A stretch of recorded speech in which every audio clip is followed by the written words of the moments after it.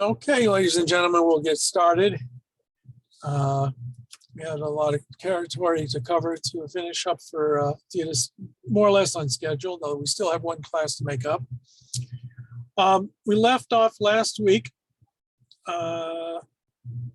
with the goods of getting married and about the wedding ceremony and all those good things. Now, in Jewish law and tradition, marriage is certainly a legal situation. There are certain elements like economic situation elements to it. And indeed in rabbinic tradition, since the Jewish community up until the modern era was essentially governed by Jewish law that applied to all areas of marriage and to divorce. Now, because divorce is considered to be in Jewish tradition part of Jewish law, a divorce, God forbid, it should happen, it requires a rabbinic court to oversee what takes place. Now, the Bible, the Torah, just briefly mentions in Deuteronomy that if a man sees ervat davar, sees some unseemly thing in his wife, he can write her a sefer kritut, a bill of divorce. It's not really described in any detail in the Torah, and indeed the sefer kritut simply means a book or a document cutting off the relationship. Excuse me. Now we have to understand, in Jewish tradition, the rabbinic interpretation of the passage, a man creates the marriage. A man gives a woman a ring, something of value, says, and therefore only he can actually sunder the marriage. For better, for worse. Good luck, baby. You're gonna do great. Jordan, you're not unmuted. All right. Well, some people got into real troubles on Zoom in the past year or so. All right. But you can only see this part of me. You have no idea what's below this. There's no body, just the shoulders and a head. So anyway, what I wanted to say was that according to Jewish tradition, and the man, the husband, has seemingly all the power of divorce. Now, the rabbis, in interpreting the passage, if a man sees some unseemly matter, it seems that there was a clear tradition, and this is Beit Shammai seems to be this, that really the only grounds for divorce was the man's suspicion of infidelity on the part of his wife. But famously, Rabbi Akiva says that if a wife burns his beans, burns his dinner, that can be grounds for divorce. So on the one hand, what we do is, and you have to follow this, in a sense, we start off by giving a lot of leeway for a man to divorce his wife. However, the rabbis understood the only way to do it properly was that a bill of divorce had to be written. Now, this bill of divorce that has to be written has very strict, stringent rules on how it has to be composed. And if anything is wrong with that bill of divorce, the divorce is null and void. Okay? So on one hand, it's supposed to be relatively easy to get a divorce.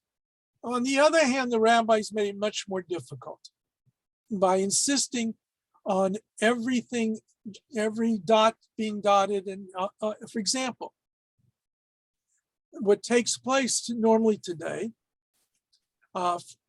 is that a couple goes to a Beit Din, and the husband says he wants to divorce the wife. The wife is willing to receive the divorce, the get.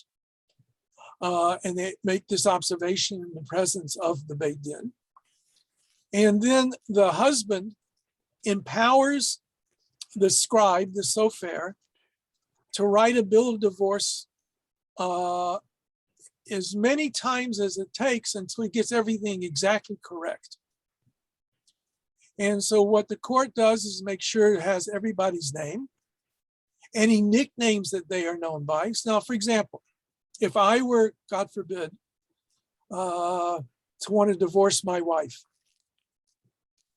the get, the divorce document would have to identify me by name and by every name that I'm known by. So in Hebrew, Harav Menachem Yosef Ben Tzvi Ze'ev Berman, also known as Rabbi Martin Jeffrey Berman, also known as Marty. All right, those are all names in that which I'm known. And I empower him to write this divorce for the purpose of divorcing my wife, Margalit Bat Yehuda Avraham, also known as Marilyn Gottlieb Berman, also known as Marilyn Berman, because she uses both ways, also known as Mayor. We leave out grandpa and grandma and those kinds of distinctions. So then what happens after, so the sofer, after he is given the authority to write the get, he goes and writes it. And it has to be done, as I said, very technically. Every word has to be right. It has to identify the city that it's taking place in. Here it's even in the immediate area, it's identified as Toronto. And it's by the Humber River and the Rouge River and Lake Ontario. So we know exactly what Toronto we're talking about in the country, in Canada.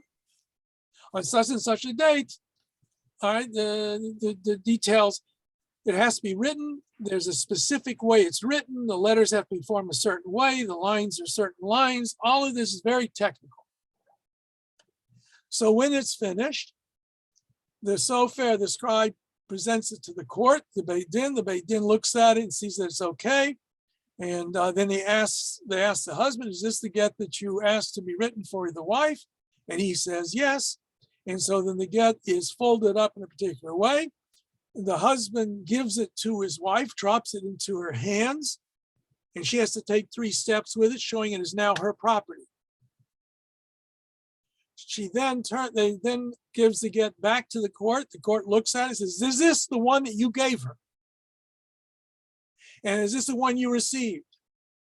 And everybody agrees to that. Then they take a razor and make cuts in it so it can never be used again. Then they issue what is called a patur.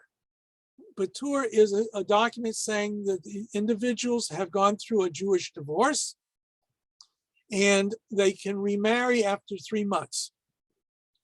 Basically, it's for the woman to be sure of God, if she were pregnant, who the father of the child would be. So 3 months in the ancient world, you could obviously know who was whether or not she was pregnant normally. That 3 month waiting period is the time before she can get married. Traditionally, by the way, that's also what's done in the case of a convert. They're supposed to wait 3 months before getting married. Now, there are exceptions made to these rules today, especially when we have tests and one can ascertain whether the woman's pregnant or not. And so that can leave room sometimes for leniencies when you need to have it. Okay. So now, so far, I've addressed it in the idea that the husband has all of the power. Okay? Is everybody getting me? I just had a second there. There was a note that was having problems. Okay. Okay. Now, it is fortunately a little bit more than that, because if a woman goes to a Beit Din And she says, I don't want to be married to him anymore. And the court understands what's going on and feels that she has a right, especially let's say, God forbid, he's abusive. Or if there's been a civil divorce. And so if that takes place, the court can order the man to give a get to his wife on his own free will. That's the hitch. It's supposed to be on his own free will. And we know that there are sometimes SOBs in the world who want to give their wives a hard time. There was just an article in the paper just past couple of days. A court in England has held a man as violating law by not giving his wife a get. There's some kind of, I forgot what exactly the legal basis of it was. It was abuse of the wife because he won't let her, she can't get married again. In Canada, the court will not hear the petition of an individual that's involved with a divorce if they are in any way standing in the way of their spouse getting remarried. So there's a certain degree of enforcement from the civil courts that kind of back it up. Sometimes we know that prenuptials have been created that have in them certain conditions that if either party turns to the Beit Din and the Beit Din says they should get a divorce and either party refuses to cooperate, there's certain fines that are written as a contract in this prenuptial agreement. And usually the problem is on the side of the husband. So the husband has to supply living expenses for the wife until he grants her a get. Finally, although this is not legal in Canada or in most jurisdictions today, but the rabbinic courts had the power to order somebody to do something. If they refused to do it, the court could have them lashed, beaten. Maimonides, writing about this whole issue, says that everybody wants to do what is right and good.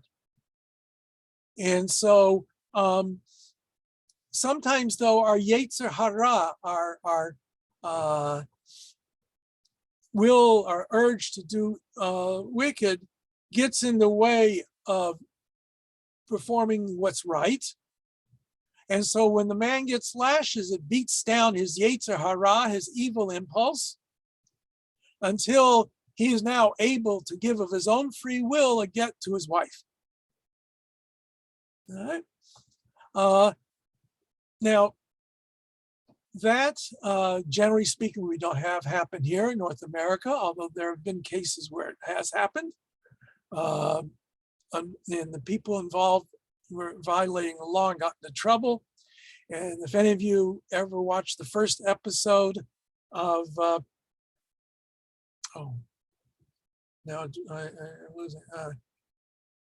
gangster one. Anyway, there's a show in which, based upon reality, not necessarily that this exactly happened, but they went to the mafia, and the mafia made an agreement with the family of the bride, the wife, to give some encouragement to the husband to give his wife a get. The Sopranos. It was on the first episode of The Sopranos. Okay, and that's based on reality. Now, in Israel, state of Israel, since the rabbinic courts are in charge of divorce, the secular courts can order a man to give his wife a get in accordance with the rabbinic courts. And if he refuses, he can be held in contempt of court and be sent to prison until he voluntarily gives his wife a get. Okay. With all of that in place,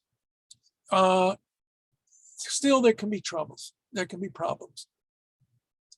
And in the modern world, where religious institutions have less authority, it is much more difficult to impose the community's desire on a person to live in accordance with what is the right thing to do. And that's why in the non-Orthodox movements, in Reform and all other kinds of things, many of them give the wife and husband both equal power of divorce. In the conservative movement, that has not taken place, nor in the Orthodox world. However, in the conservative movement, and actually a few renegade Orthodox rabbis have done the same thing, there is a principle we find in the Talmud. The Talmud says that the Beit Din, the court, has the authority, should it wish to make somebody's property hefker. That means to say it is ownerless. If the court, the rabbinic court makes a ruling, Chaim Yankel, you must give your wife a get.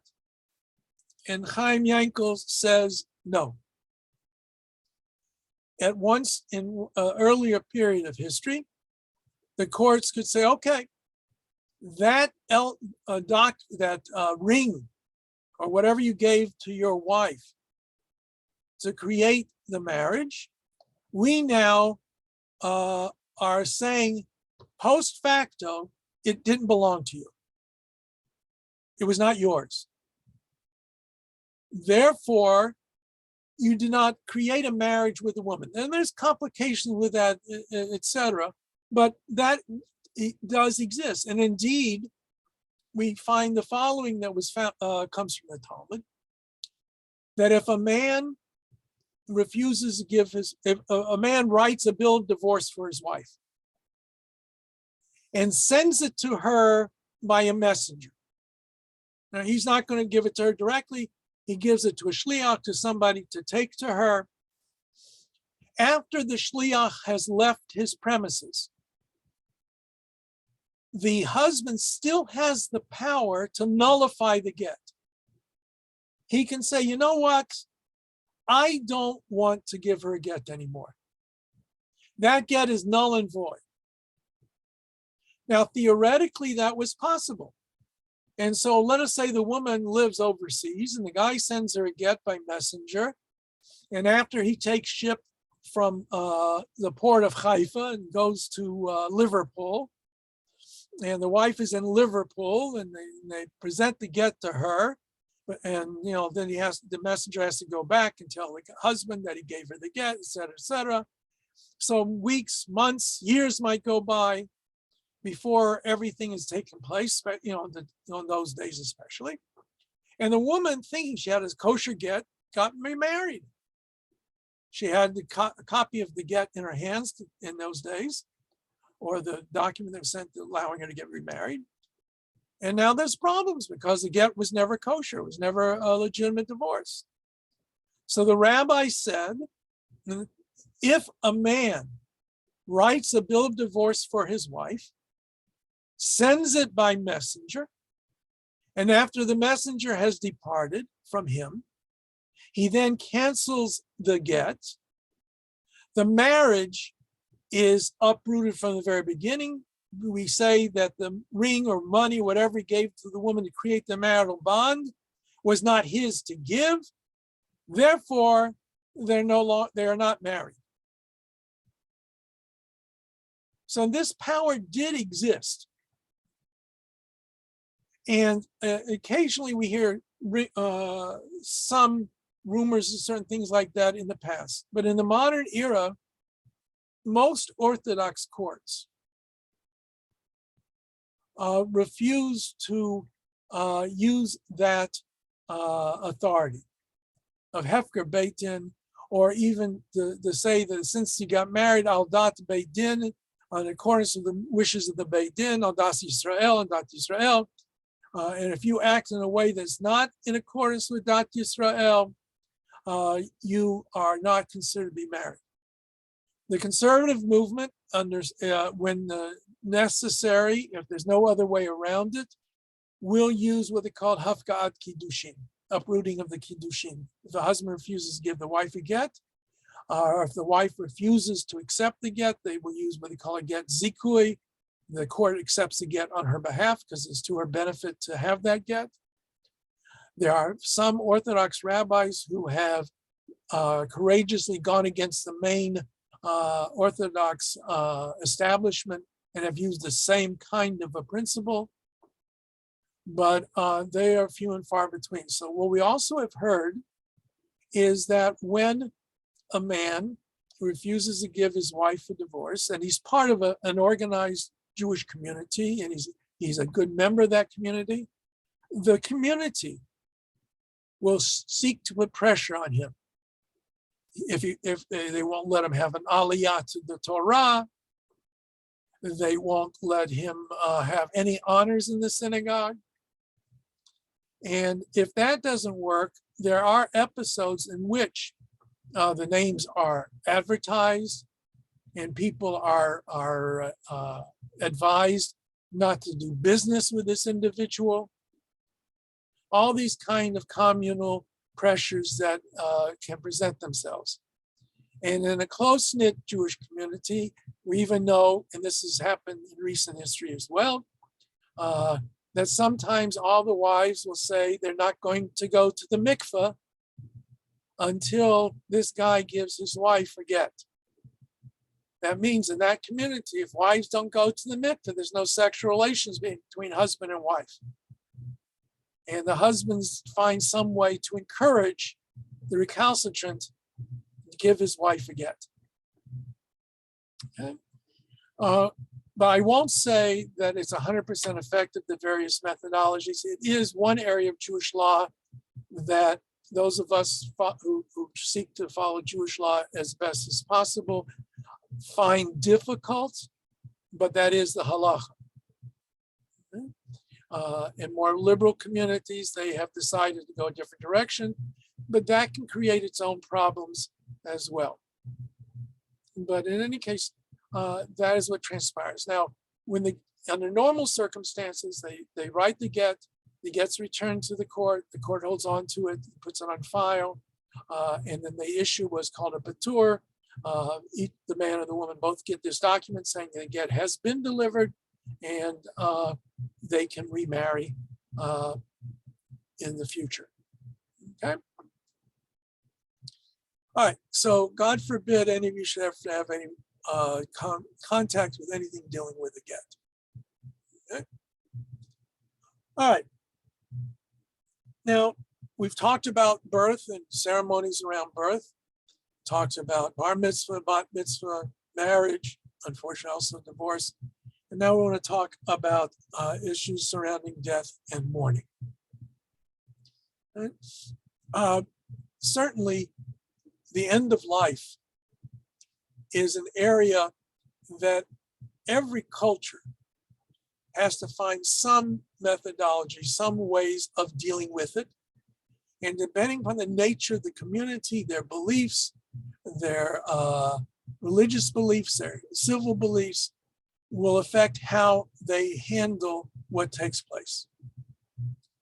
Now, first of all, let's understand that in Jewish tradition, we seem to have developed over the course of the centuries an understanding of what transpires upon death. Now, when you open up the Tanakh, when you open up the Bible, you will see there really is no clear description of anything beyond this world. There's mention of a person going down to Sheol, their soul going to Sheol, the underworld, very similar to the Greek idea of Hades. We have an episode in which the prophet Samuel, his ghost, his shade, his neshama, is summoned back to the world. We have stories in the Talmud later on about the souls of the deceased being able to hear what goes on in the real world, the world of the living. But the Tanakh, the Bible, is not really concerned with what takes place after death. The major concern, the major emphasis in the Torah especially, is this world. When we look at the Shema, and the second paragraph of the Shema, The Vahaya im Shamoa talks about reward and punishment in this world.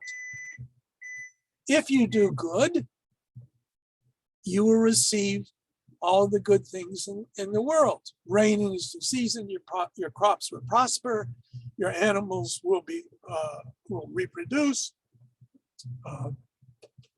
you will be given offspring, all physical things in this world. And if you don't do what is right, then the opposite. There is no statement in the Tanakh that says if you do evil, you're going to go to hell. And if you do good, you're going to go to heaven. There's nothing like that in the Tanakh. There is, however, very clearly, a recognition that life seems to be a little bit more complex. That those who do good don't seem to be always rewarded.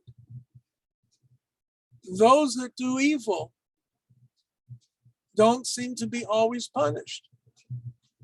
You look around, the book of Job challenges that whole understanding. Job is a righteous man. He suffers. How can we account for that? So, with that in mind, clearly there's a struggle to rationalize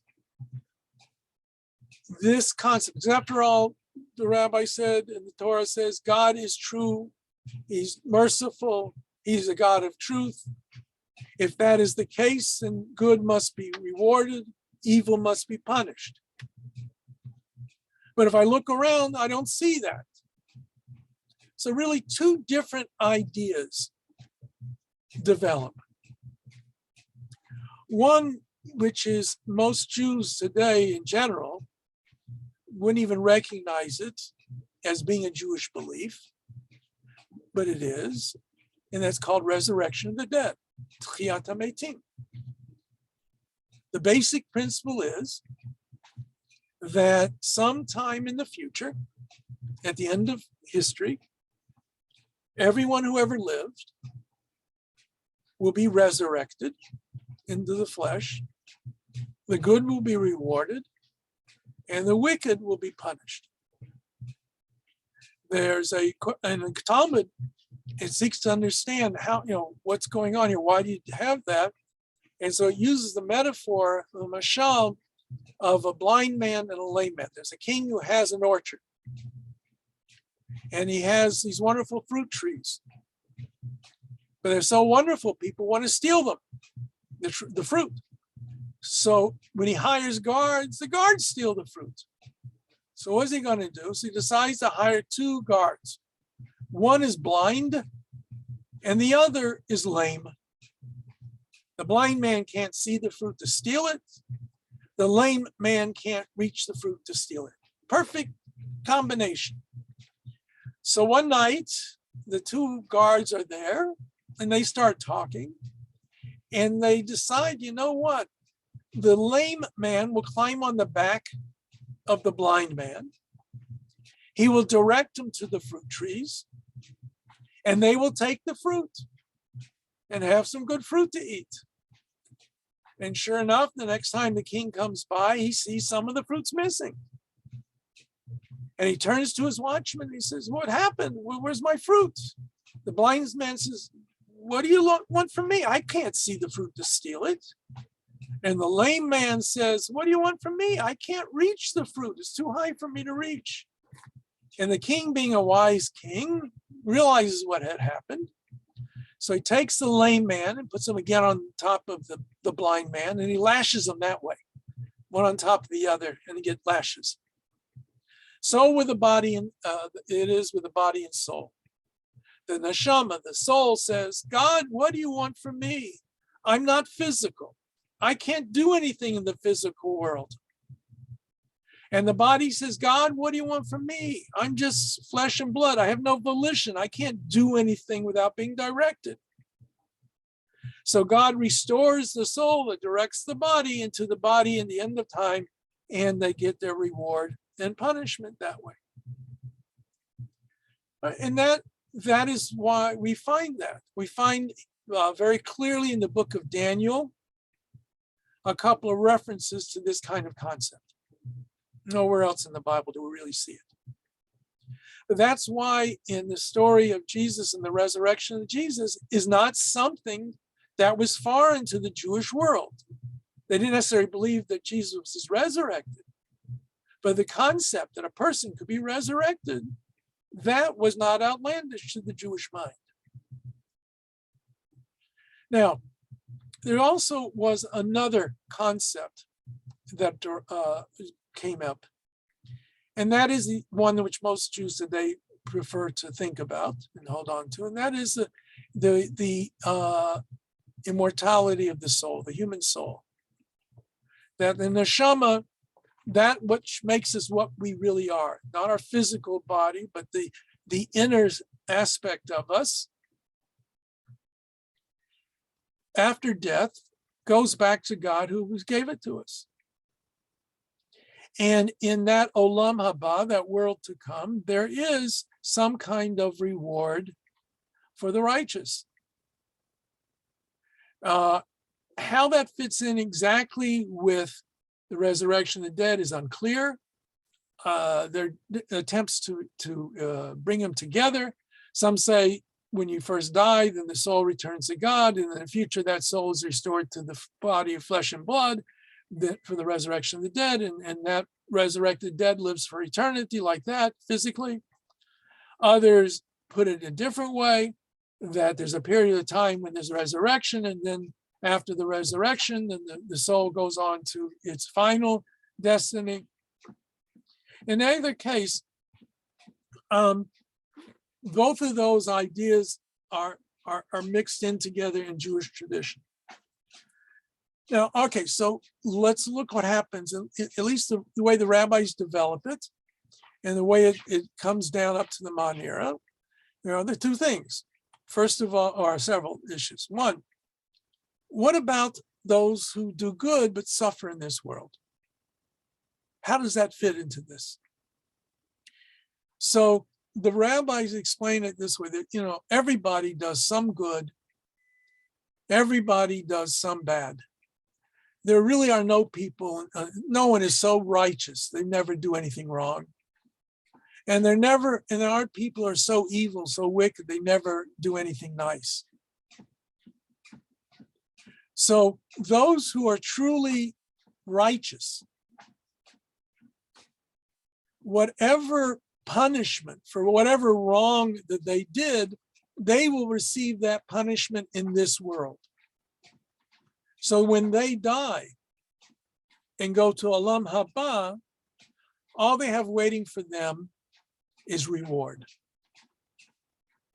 Those who have done evil, it's the reverse. Whatever good they've done in this world, they will be rewarded for it in this world. But when they go to the olam haba, the world to come, all they have waiting for them is punishment. Now, again, what do we mean by this reward and punishment? Now, by the Middle Ages, we find reflected in Jewish theology and Jewish attempts to understand all of this, clear reflections from what takes place in the Christian world. So they developed the idea of, and we find it already in the Talmud though, the idea of Gehenna. Gehenna, for lack of a better term, is hell. Those who are wicked or have done wicked go to Gehenna for a period of time. After they have fulfilled whatever is coming to them, and they've been punished for whatever they've done wrong, they then go to olam haba, to their reward. All right. Conversely, Those who are wicked, they're stuck there. But most people are not so wicked that they have to remain there forever. Most people, they will be punished whatever length of time it takes, and then their soul goes on to Olam Haba. If they're so wicked that that punishment can't wash away what they have done, the soul is snuffed out. There's no eternal damnation. For a few choice people in history, Hitler, Yamach Shemo, that kind of an individual, there may be more. But the ordinary person, even the ordinary no goodnik, is not said to suffer for eternity. That's not a concept that makes sense. Now, what is the reward? Again, you have to understand that that is never spelled out. For the rabbis, the greatest reward would be to sit at the footstool of God and learn Torah from God. That's the greatest reward possible. I always like to tell this story. When my oldest son was in high school, if he was told that he was going to sit down and learn Talmud with God for the rest of eternity, he would think that was hell. However, a few years later, after a change in his vision of what life is about, he would now consider that to be truly heaven. And whatever level you are on, that's what, you can go into, you have to have had some studies to really appreciate it enough. It's like going to a lecture on quantum physics. And if you know enough about quantum physics, you might find it to be a wonderful lecture. On the other hand, if you don't know anything about quantum physics, you might consider yourself back in hell. So we don't know. There's no way of absolutely knowing. It's just there's this basic construct that God has to reward the good and punish the wicked. Now, a lot of people today find difficulty with these ideas. Actually, what it is generally speaking, most people want to believe there's heaven. Nobody wants to believe there's hell. Everyone wants to believe we're all going to be rewarded. Nobody wants to believe they're going to be punished. Be that as it may. I don't know what exactly is waiting after this life. And the only way to find out is to die. And absolutely have no desire to do that today. I should live and be well until I can no longer be living and well. Okay, then I'll find out. But I also know that we speak of free will. Judaism believes that each individual has the capacity to do good or evil, and they have the capacity to choose to do good or evil. We're not like a railroad train. A train has got tracks. And if the train goes off the tracks, it crashes. So it can't go anywhere it wants to go. It can only follow the track. Human beings are not like that. We're more like an all-terrain vehicle. Right? We can leave that track and go to the right, to the left, through the streams, over the mountains, whatever we want.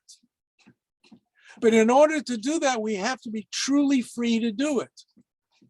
And if God rewarded us every time we did something good, or zapped us every time we did something bad, pretty soon we will lose the capacity to really choose between good and evil, because, if I'm going to be zapped when I do it, I'm not going to do it, but it's not because I think it's wrong.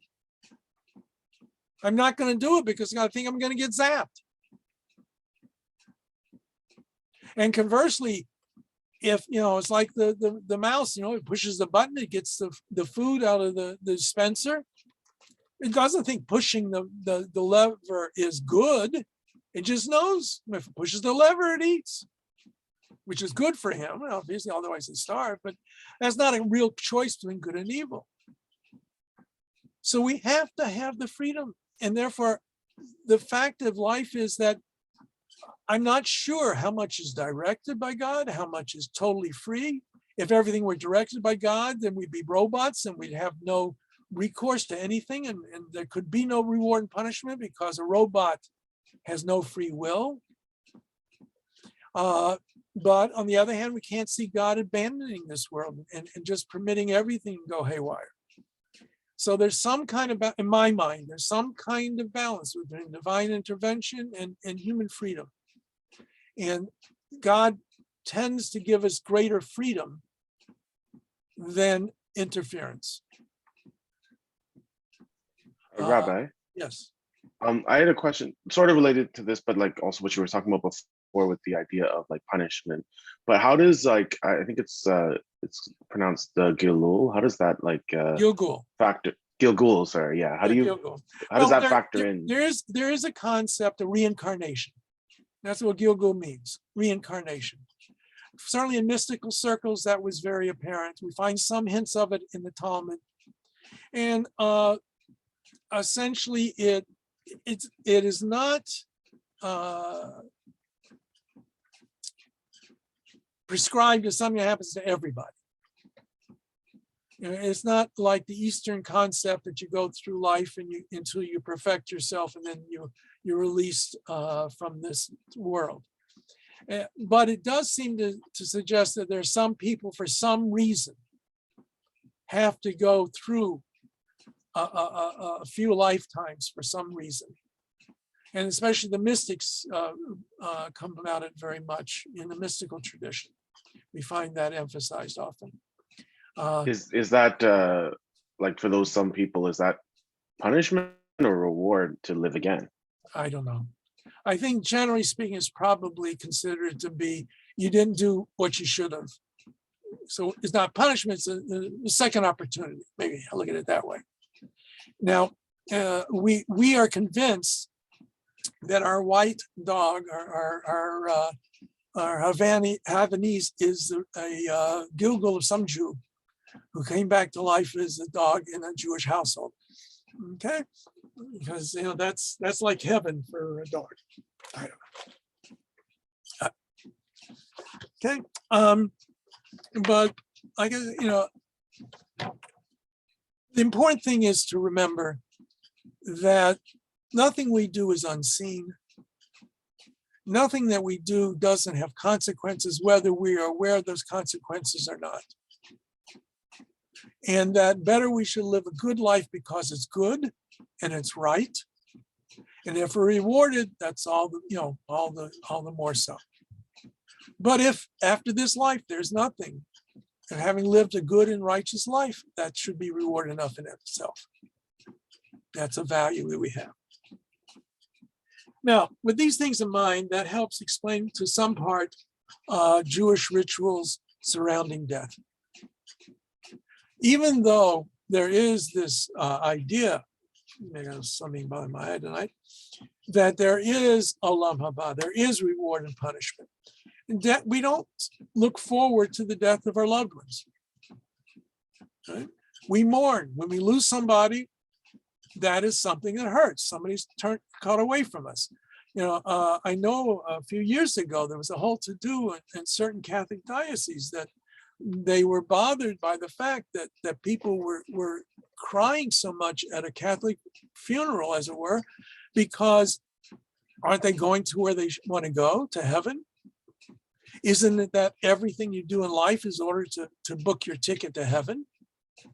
So, if you've done a good life, there's no reason to cry. You're on the express train. That's not the Jewish way of looking at it, because mitzvot, the performance of mitzvot according to Jewish tradition, that's something the living do and not the dead. Furthermore, it says in Psalms, Lo hametim yahalelu v'lo kol yordei duma. The dead cannot praise you, nor those who go down silently to the grave. You're saying, God, you want us to praise you, you got to keep us alive. So mitzvot, performance of good deeds, all of these things are in the land of the living. And when we're no longer living, we can no longer perform the mitzvot. But yeah, there is this concept that there is a divine soul, or not a divine soul, but at least a soul that returns to God who gave it. There is a belief that the body was merely the repository for that soul, and ultimately it's not the most important, but it was a repository for a soul. So therefore, we must treat the body in an honorable fashion. So by Jewish tradition, we want the body to be able to return to the earth, to the dust as it were before it was created. Ki afarta ve'afarta shu, for dust you are, and to dust you shall return. So Jewish tradition frowns upon anything that does not allow the body to return to the earth in a normal process. Anything that would speed it up, for example, cremation, or anything that would prevent it or slow it down, like embalming, are not allowed in traditional Jewish circles. The standard today is the body is laid in the grave, although we know in rabbinic times they had burial caves, and in the burial caves the body would often be placed on a ledge or some kind of cutout into the cave wall.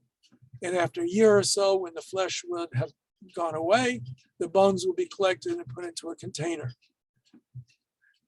Today, what happens is, following death, and we'll talk about death, how we define death in a bit. Following death, the body is not to be left alone. Originally, it had a very practical purpose. You know, in the ancient world, there were rats, mice, other animals that might get out of body. So even today, even we don't necessarily have that concern, traditionally a shomer, a guard is left with the person who has died. Since embalming is frowned upon, and especially up until the modern era, we had no way of preserving the body at all. It started to putrefy right away. Burial as soon as possible was a Jewish practice. Ideally, no later than 24 hours, and even less if possible. And when both of my parents passed away, that's what took place. Now, with my father, my mother, it was delayed.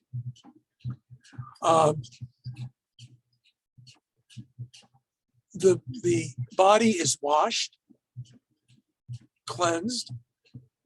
It is then put into burial shrouds, tachrichim, white linen garments for both men and women. A man is traditionally also buried with his talit, his prayer shawl, and one of the ritual fringes, one of the tzitzit, are cut off, so it's no longer a kosher talit.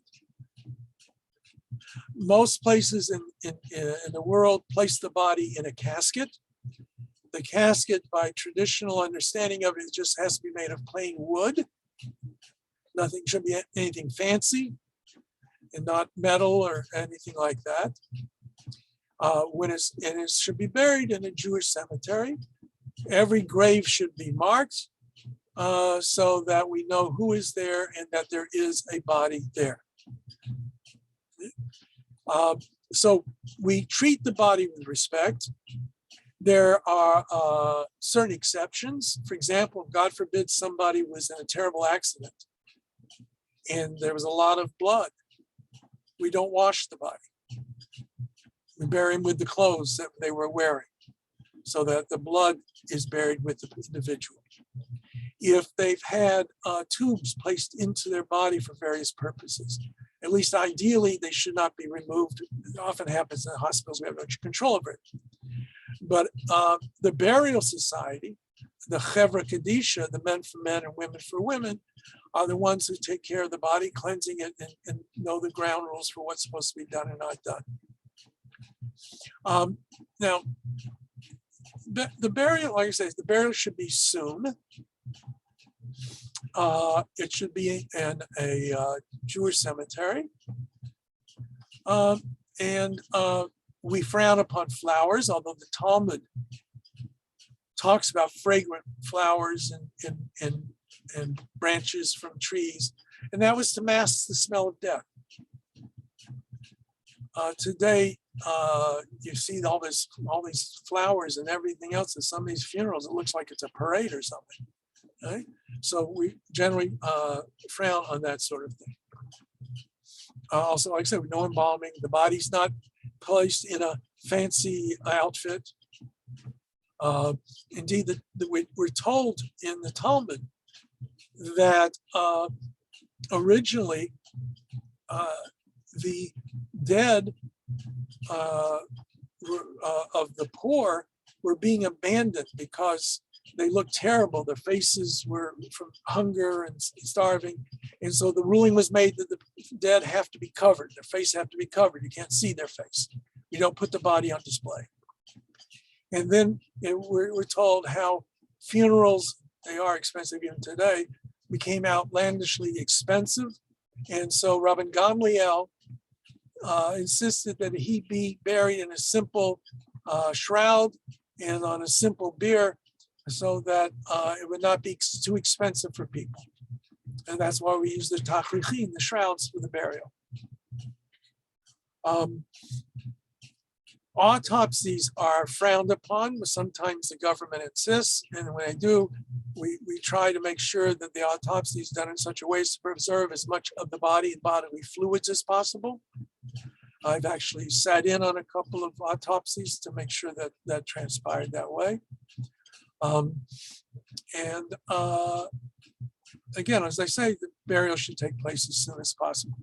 If the Shabbat can intervene, if there are mourners who are coming in today, since people can usually get there within 24 to 48 hours, and we do have facilities to keep a body cool, the delays are sometimes acceptable under those circumstances.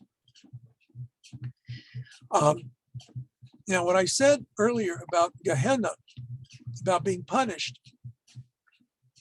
we know that in Jewish tradition, there are different aspects of mourning. And I'll come back to the mourners and all that in a moment. But tied in with that is this understanding that since once you are dead, there's nothing you can do in terms of, let's put it in a gross way. You know, you got your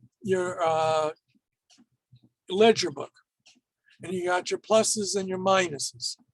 When you die, you can't put any more pluses or minuses in your ledger book. But the living can for you, if they perform a mitzvah on your behalf.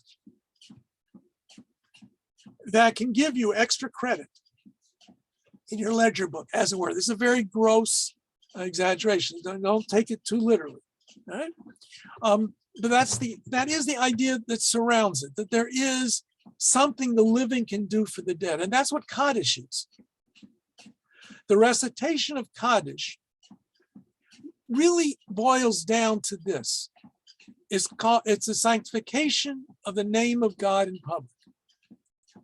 When an individual recites the Kaddish, the important element is the community responds to the person saying the Kaddish by saying Yehei Shmei Rabba Mevorach Le'olam U'Mei Al-Mayam, and the great name of God be blessed forever and ever.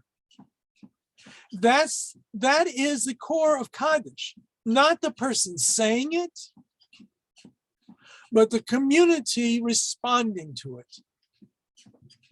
That's why Kaddish is not a prayer that one says as an individual all by themselves. Kaddish is part of a community. You have to have a minyan. However you count the minyan, you have to have a minyan present to say Kaddish. So because you don't perform the mitzvah, really, unless the community responds. Now, unfortunately, the Kaddish has gotten a certain kind of flavor to it, even in the Middle Ages already, where people saw this as the prayer for the dead, and they emphasize it so much. It becomes something that it really isn't. And people want to be able to say, God, Rabbi, I remember when I had a funeral, not a funeral, it was an unveiling. And there were not, I don't count women in Minyan, didn't then, I don't now. We can talk about that another time if you want. But I didn't have a Minyan at the cemetery, so I didn't have them say Kaddish.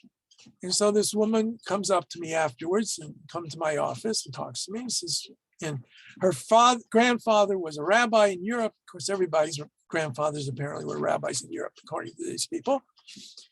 And she said to me, Rabbi, why didn't we say Kaddish? And I explained, because there wasn't a Minyan. And he says, but there were 10. I said, let me ask you a question. Because there was 8 men, 2 women, whatever it was. Let's say I counted women in a Kaddish. I would count women.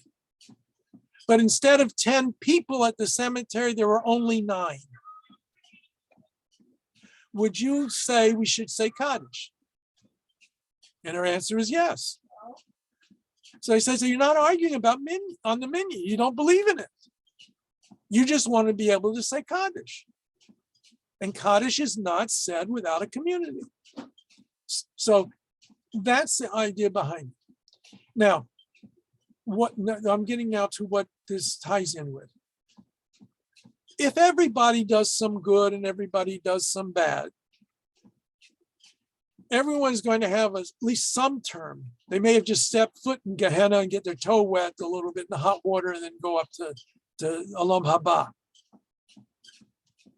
So we want to say Kaddish to perform a mitzvah, give them extra credit so that when the time comes, they maybe get out early for good behavior, our good behavior, as it were.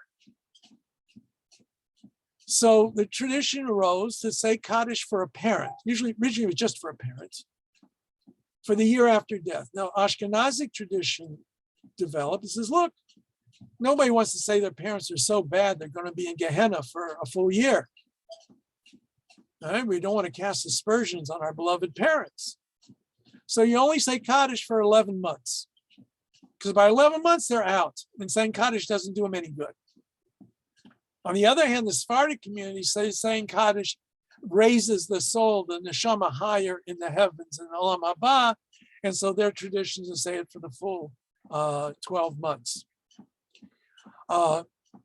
So those exist. And then each year on the anniversary date of the deceased, the Yortzeit in Yiddish, Azkara in Sephardic circles, we remember the dead. We say Kaddish on their behalf, that maybe give them a higher, an aliyah, as it were.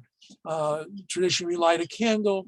And on the holidays where we have Yizkor recited, again, we light a candle and people might say Kaddish for their loved ones. Now, Jewish tradition sees that there are certain obligations that we may have vis-a-vis our loved ones. You can, people mourn all kinds of people. And there's nothing wrong with somebody feeling bad or mourning for the death of anybody.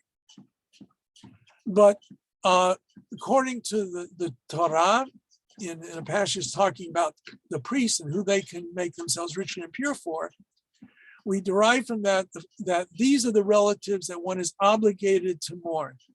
Your father, your mother, your brother, your sister, your son, your daughter, and your spouse. So there are 7 individuals that we have an obligation to mourn for. Parents, siblings, children, and spouse. Or I guess spouses, if any of you want to have. Does that include your spouses? Like, so if would I have to say for my wife's mother too, or my There's a wife's brother? discussion about, well, there is a whole discussion about that, of at least recognizing whether or not you have to mourn completely for your spouse's parent. Your spouse is mourning, and therefore you have a little bit of a hand in that. It's not, and if hopefully you have good relations with your in-laws, in which case you feel like mourning. But there are certain restrictions that we have for mourners, and you're not bound to those restrictions. Okay? So for the 7 people who you have an obligation to mourn, there are several stages. Okay? First is there what we today call aninut. Aninut is the time period between their death and their burial, which should be normal, would be only be a short period of time. And your responsibility is to see for their needs, their physical needs, the body of your loved one. Therefore, Jewish tradition says you are free from any other positive mitzvot. During that time, if you want to eat, you don't say a blessing. You don't say the morning prayers. You don't put on talit and tefillin. You cannot be counted in a minyan because you have no obligation. If Shabbos comes in, it's a little more complicated, but we'll leave Shabbos aside. You talk to your own rabbi, if and when you have to deal with it. Right? Once the individual, all right, once they have been buried, now you begin the real mourning period. It's called in Hebrew Shiva or Shiva, which means 7. From the time of burial for the next 7, for the 7 upcoming days. Whenever the burial takes place, that's day 1. So day 1, day 2, day 3, the 7th day, is right, a time of mourning, but you only do it in the morning, morning, early in the morning. Okay. What do we mean by mourning? You're not allowed to have sexual relations. You're not allowed to wear leather shoes. You are, traditionally, we're not supposed to bathe. I'll come back to that in a minute. The things that we pretty much observe, like on Yom Kippur. The only difference is you're allowed to eat and drink. Now, you are not supposed to go to work for those 7 days. And you do have to observe the positive mitzvot, the positive commandments. So what has arisen today is, generally speaking, if the community can do it, after you have synagogue, you have services take place at the home, at a shiva home, morning and evening services.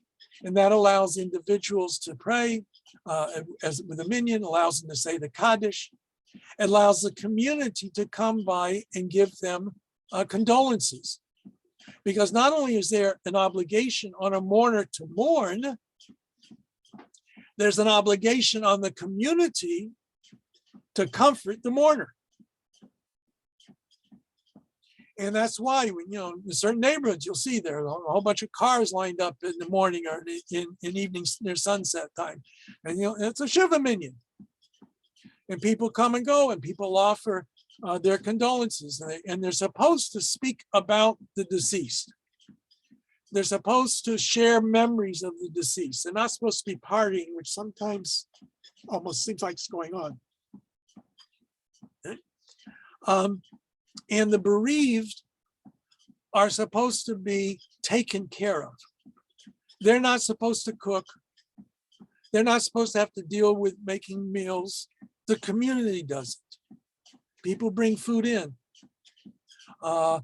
If there are members of the family who are not mourning, for example, the children, their grandparents died, so the grandchildren are not really mourners. They can take care of their parents. Right? You said about a spouse, if the spouse is sitting Shiva, you can take care of your spouse. Right? But during that week, the only time they're supposed to leave home is for Shabbat. We don't do public mourning on Shabbat. We are allowed to go to the synagogue. The tradition has developed that on Friday night, you may go in for the mincha service and say mincha and say Kaddish. Then you leave for the Kabbalat Shabbat till the very end of the Kabbalat Shabbat, at the end of Chadodi, and the community welcomes you into the synagogue. There's an interesting discussion on that elsewhere, but not tonight. You go to synagogue throughout Shabbat. When Shabbat is over, you go back to sitting Shiva. Shiva ends, I says, on the 7th day. So now, for example, if the burial was on Monday, Sunday morning would be the last day of Shiva. So usually what happens, they do a morning service, or you go to the synagogue for the morning service. And after that, you take a walk around the block that you're going out into the world, and you are no longer sitting Shiva. After Shiva began, coinciding with the beginning of Shiva, is what is called Shloshim, the 30 days. During the 30 days after death, for all relatives except your parents, mourning rituals end after 30 days. What are you doing during the 30 days? You don't go to parties. You don't buy new clothes. You avoid festive events. You're supposed to, go back to work, but you kind of pulled in a little bit. After the 30 days for everyone but a parent, then you go back to everyday life, parties and things like that. For parents, the tradition is you have mourning for the full year. Kaddish for 11 months, but mourning for a full year. And during that year, you're not supposed to go to weddings and celebrations of that nature. Many avoid going to the movie theater, going to shows, things of that nature, joyous occasions. Again, depending upon circumstances, you consult with a rabbi, God forbid you come up across that sort of circumstance. Okay?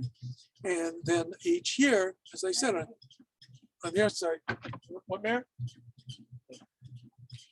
Except on the earth side, you remember your loved ones, as I said. Now, Rabbi, so on the art side, like going forward, that would be like a day of mourning as well. So you wouldn't do anything. No. Well, most people, it's you light a yahrzeit candle, you say Kaddish, but you don't necessarily follow any of the mourning procedures. Some people do fast on the yahrzeit. I don't know how, in very Orthodox circles maybe, but I don't know, even in Orthodox circles, how widely that is still observed today, but some do.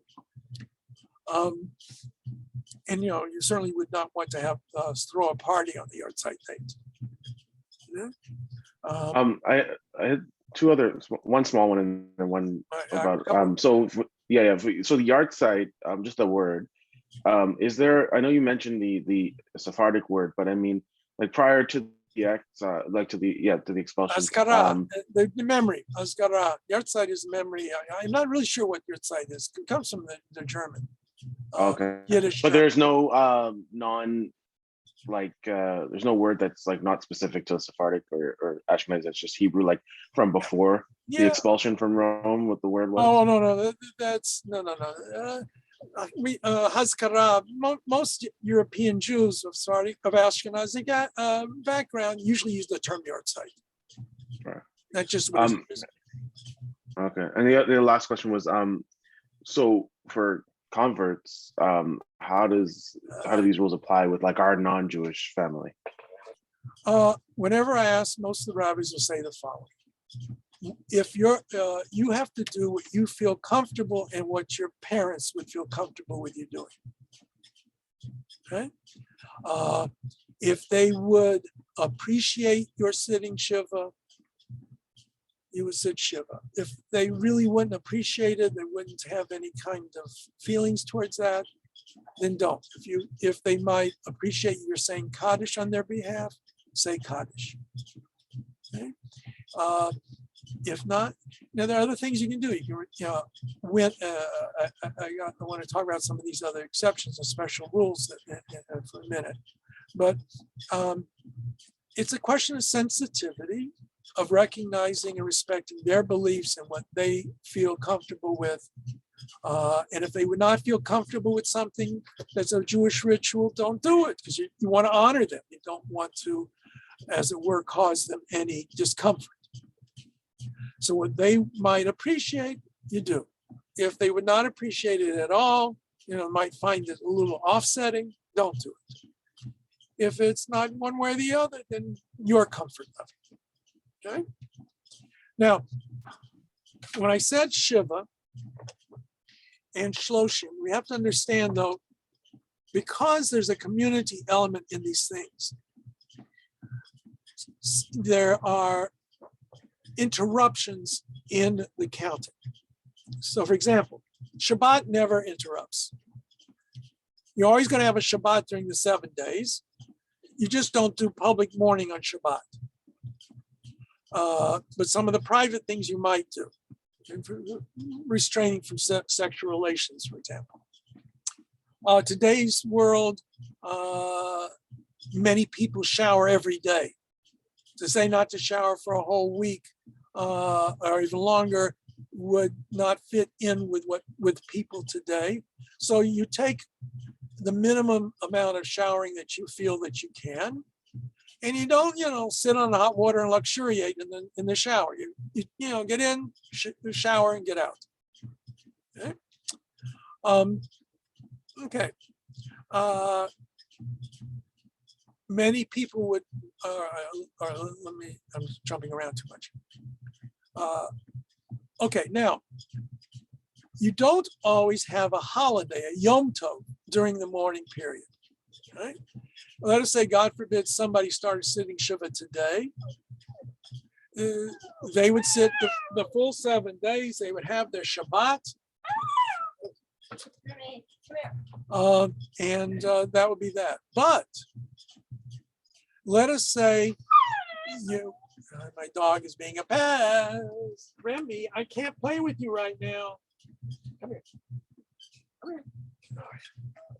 All you dog lovers out there, you know what? Yeah. Come here, Remy. I'll show you. Look like Sadie in the picture. Come here. Ah, there she goes. Good. Yeah. Hi. Okay. So, because the community is supposed to celebrate on a Yom Tov, different from Shabbat, there's a different aspect to it. If you are sitting Shiva, Shiva ends with the onset of the holiday. So if I started sitting Shiva on Monday afternoon, and Monday night was Rosh Hashanah, Shiva ends. Okay. If I have finished sitting Shiva, but I'm still counting the Shaloshim, the 30 days, the 30 days ends with the onset of Yom Tov. Follow? The year is a year. That doesn't, the holidays don't affect that at all, because you go through the course of the year, you're obviously going to have holidays. So that's number one. Number two is if the death takes place during the holiday, and I can speak to this because I went through it. My father, of blessed memory, passed away in the middle of Sukkot. You don't have mourning on Sukkot. Yes, we had to do the burial, and we said Kaddish, but you don't sit Shiva on Sukkot. The Shiva begins after Yom Tov ends. Okay. So the last day of Yom Tov, which is not a biblical day, right? But it's just the rabbinic addition to the holiday, counts as one of the days of Shiva. But you don't sit Shiva on that day. And I'll give you an interesting reality. As I said, my father passed away on the 18th of Tishrei, middle of Sukkot. It was an accident, and he held on for a few days, enough time for all of his family to get together, including my two brothers who came in from Israel. They live in Israel. Under normal circumstances, they only serve the 7 days of Sukkot and the 8th day of Shmini Atzeret, and the next day is a weekday. For me, I commemorate the second day of Shmini Atzeret, Simchas Torah, because that's what we do outside of Eretz Yisrael. So the end of Shmini Atzeret, we go to the synagogue because it's Simchat Torah that night. My two brothers start sitting Shiva because they don't observe the second day, Yom Tov. When we come back from the synagogue, they put a robe over their torn clothing, and then didn't publicly observe Shiva till we went to the synagogue in the morning. Yeah, the thing I left out, I go through these things I don't always remember everything. One of the morning rituals, all right, is that we tear our clothing. Traditionally, what we do is for a parent, we make a tear around around the neck for at least a hand breadth down the clothing. For other relatives, it's on the other side, the right side, parents over the heart. At some point in time, some people started wearing ribbons, black ribbons, and they'd cut the ribbon. That's not really in keeping with what the tradition was. You're supposed to tear your clothing.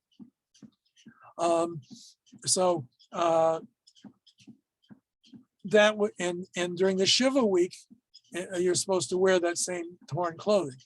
You don't get a haircut also during Shiva or during Shloshim. After Shloshim, you can get a haircut, you can trim your beard if those have beards. If it's for a parent, you have to wait till somebody tells you, you know what, you're looking a little disheveled, you need a haircut. So a lot of people usually do that pretty quickly, telling you need a haircut. Okay, so so for Shiva, Yom Tov breaks whatever you end. If you're in Shiva, Yom Tov ends the Shiva period. If you are already in Shloshim, Yom Tov ends the Shloshim period. Okay.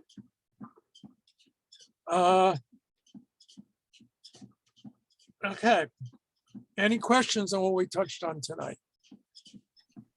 Yeah. Oh, go ahead. Okay. Corin and Matt, how about you first thing? I had a question in terms of burial. So if you're an organ donor, for example, after you pass away, you can donate your heart or your, kidneys, whatever.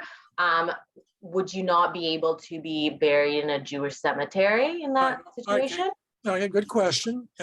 We talked about this a little bit, I think, a while back. We were talking about death, and didn't we? All right, just a quick synopsis. Originally, as with most traditions, Judaism saw death as respiratory. If you were breathing and your heart was beating, you're alive. If they're not working, you're dead. Brain death was meaningless because they had no way of ascertaining brain death. In the modern era, where the concept of brain death came into being, there are many authorities who permit that as signifying death, and also therefore permit the donation of organs for life-saving purposes only, not for experimental. I can't say for 100% that every Chevra Kadisha would cooperate in that. That's the burial societies that wants to take care of washing the bodies, but they should. And yes, you can be buried in a Jewish cemetery without question. But so it's still in the Orthodox world, they're still debating some of this and fighting with some of this because they're still not 100% comfortable with the brain death definition. But a good number of authorities permit donation of organs, okay, and then being buried in the cemetery. John or Lakin, did one of you have a question? Yeah, sort of have a question, have an observation. So if Shloshim ends with the onset of a holiday, given the number of Jewish holidays, like how often is Shloshim fully observed? Well, that's, look at the calendar. After Sukkot, you don't have a Yom Tov until Pesach. Right. Okay, that's a long time. And so you got 50 days after, not really 50 days after Pesach, you got more like 33 days after Pesach before Shavuot. And then from Shavuot until Rosh Hashanah, you got a good stretch of time. So and does it all the fasts throughout the year as well? Or is it only the happy holidays? We're just talking about when I say holidays, I'm talking about the biblical holidays, Rosh Hashanah, Yom Kippur, Sukkot, Pesach, and Shavuot. Okay, so not the other ones. We Not don't the like other- stop. On the other ones, no, there may be certain things you do or don't do depending on Purim, for example. If possible, you have somebody read the Megillah at the house. If you can't, you go to the synagogue for Megillah reading. Okay. All right. Yeah, I had a thought there that just ran out of my mind.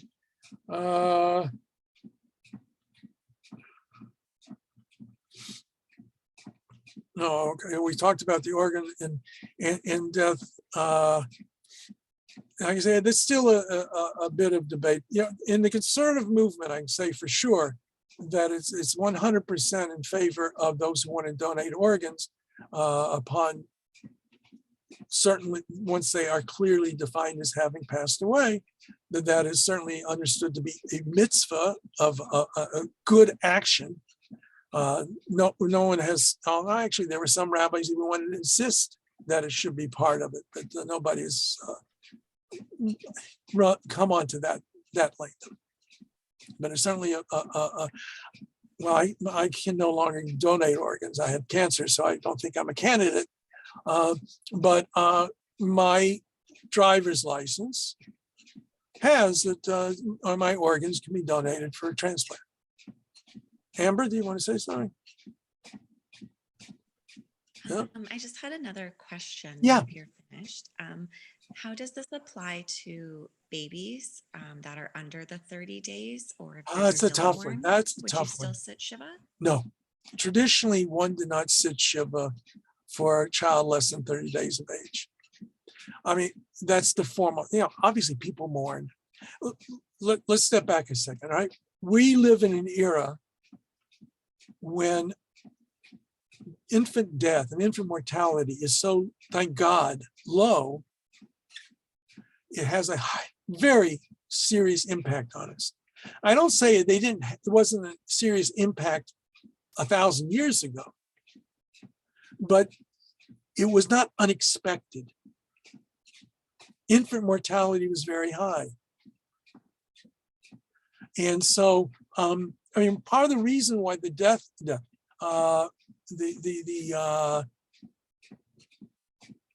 length of life today, right? How long we live, the average lifespan has gone up, is as much because of lack of infant mortality, right?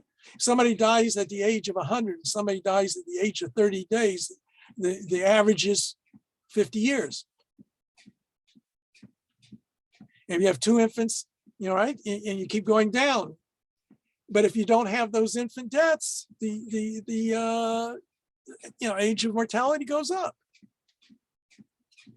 The Bible says that a person's 70 years or 80 of granted strength for the lifespan.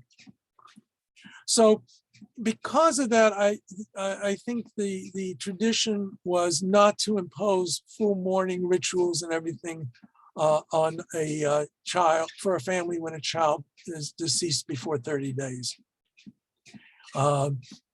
And even for miscarriage, Now, that doesn't mean you don't feel it. That doesn't mean, God forbid, you're not torn. I know I've experienced people who've had that, and I've dealt with them. My wife had a miscarriage around 3 months. So, it's devastating, especially in our day and age. It's much more devastating. So you have to deal with it, but it is not seen the same way traditionally, and therefore the rituals they're not developed that way.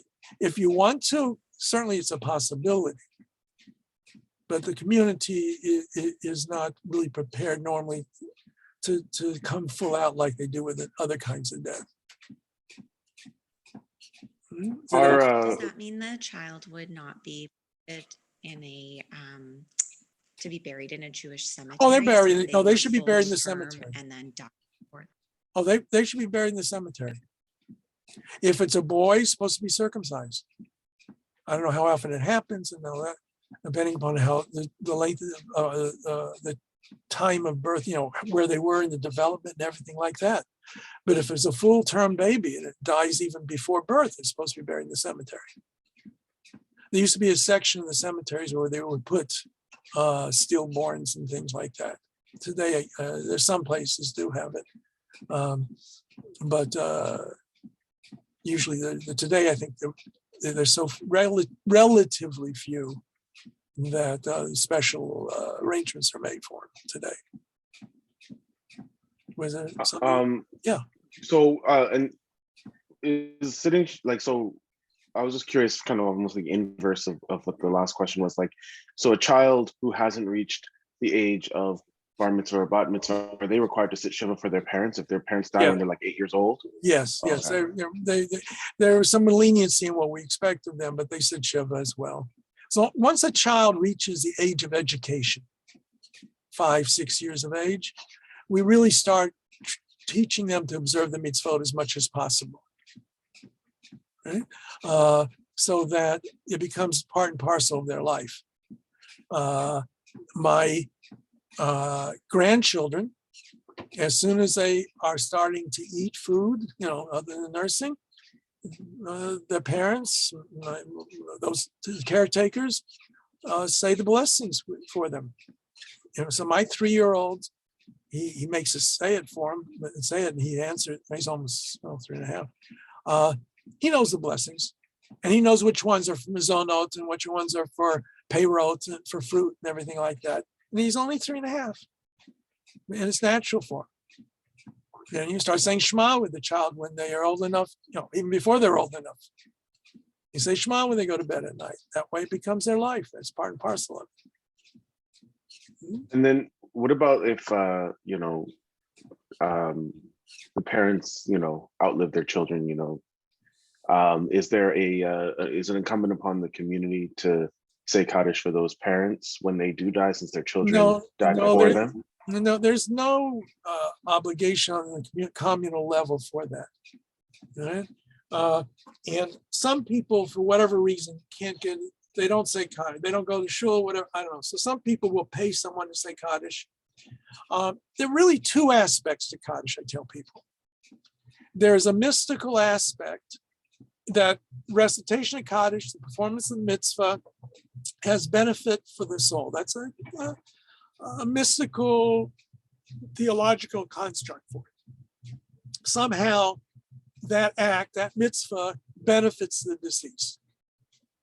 So when you cannot say Kaddish, I tell people, take a Jewish text, read some Psalms, read passages from the Bible. If you're capable of doing more of serious learning, do other learning. All of this on behalf of the deceased. So you're doing the mitzvah on their behalf in lieu of saying Kaddish. Okay? And that's better than paying somebody to say Kaddish. Now, on the other hand, it's very clear that the saying of Kaddish affects the person saying Kaddish. They're going to the synagogue. They're being part of a community, often having other people there saying Kaddish. And no, they're not alone in their mourning. There are others who are going through similar pain.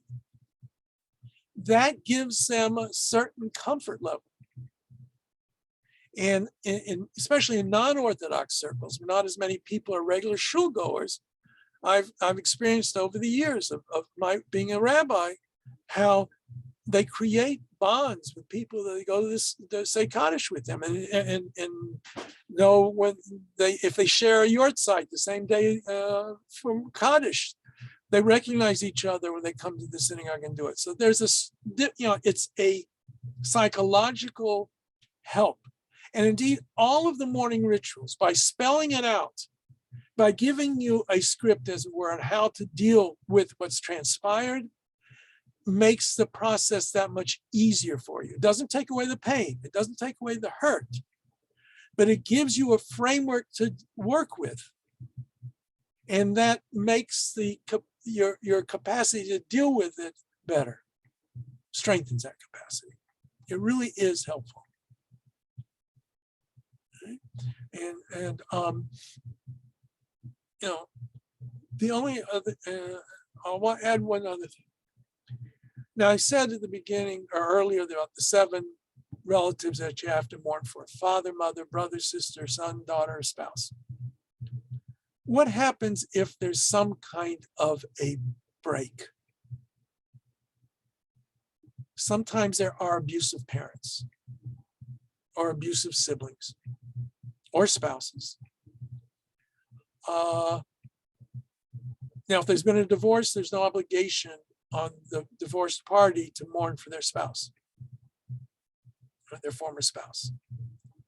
But what about a child who had an abusive parent or a sibling? Now, in theory, they're supposed to mourn for them. They may not feel like mourning. They have to deal with their hurt. They have to deal with their loss. And that has to be dealt with very carefully. No rabbi will insist that they have to observe all the mourning rituals when there's that kind of circumstance. But they themselves have to take into account, they may want to really mourn. They don't want to, and they do want to. There's various kinds of pressures and emotions running through them. And that's why it's a good time to find somebody to talk to, whether it be a rabbi or a social worker, to help an individual go through those moments and those circumstances. Not every rabbi is capable of dealing with it completely, but every rabbi is capable of listening. And hopefully they will know when they're out of their bounds, out of their depth, to handle the situation and recommend somebody else to go see. Some rabbis think they know it all, and then it's a problem too. I'm smart enough to know I don't know enough. All right. Next week, we will be talking about Purim. Purim will be then the following week, so we won't have class on March 16th. And on March 23rd, we have our exam. I will remind you, everyone is supposed to take the exam separately. I know some of the couples apparently took it together. And some of you, especially the Jewish partner, didn't take the exam. I expect separate exams from both of you. If you're a partnership here in front of me, both of you are expected to take the exam and let me know how you did. Your sponsoring rabbis want to know. All right, and so I have to pass that information on to them. If you've not been in touch with your sponsoring rabbi, make sure you're in touch with your sponsoring rabbi, letting them know that you're still alive and going to my class. I did send all the marks to those that I got.